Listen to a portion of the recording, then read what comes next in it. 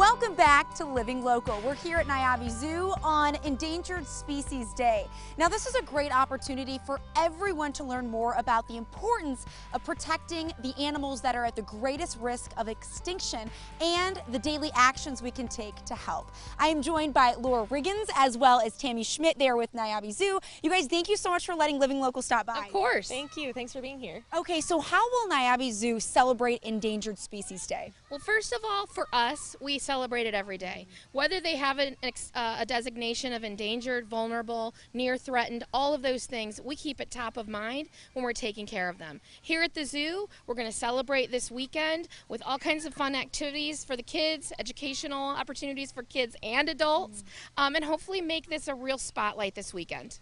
And what are some of the endangered animals here at Niabi Zoo?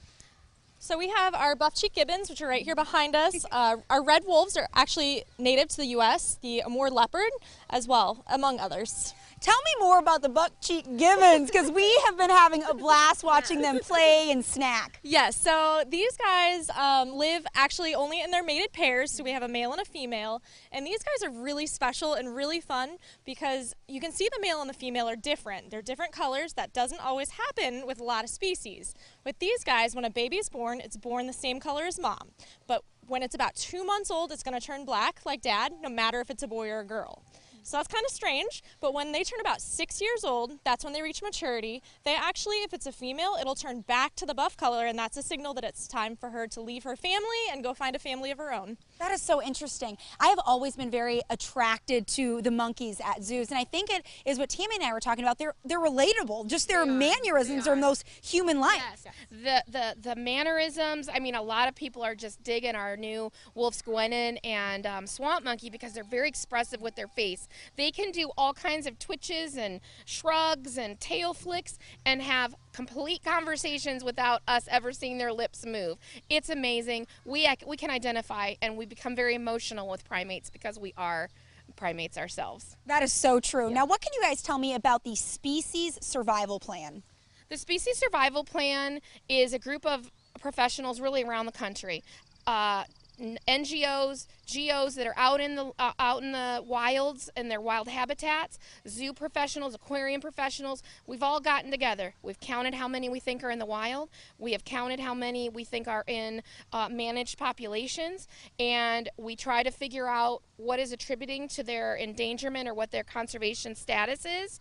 And you get together and you talk about, okay, CJ and Max should be together. They may not be a breeding pair, but they are representative of their species. We're going to get together sort of like Match.com. You're going to get together and you're going to say, what is their genetic components? Who should be with who's overrepresented, who's not? Then you're going to think regionally. Are you going to bring an animal all the way from California to Illinois when maybe you have one over in Iowa or Michigan, and you're going to bring those guys together? So it's easiest on them when they need to pack their bags and travel for their new family situation.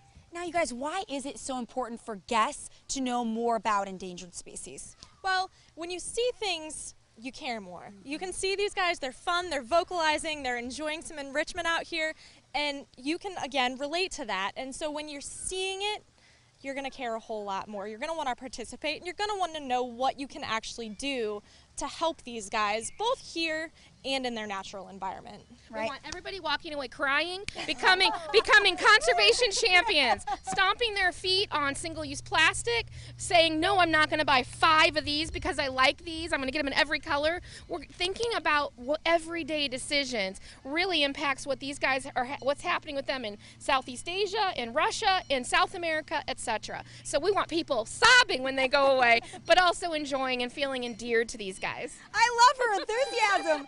So tell me a little bit about how our everyday choices can really impact the conservation and preservation of animals. Absolutely. So there are a lot of products that you can buy. You can get reusable straws.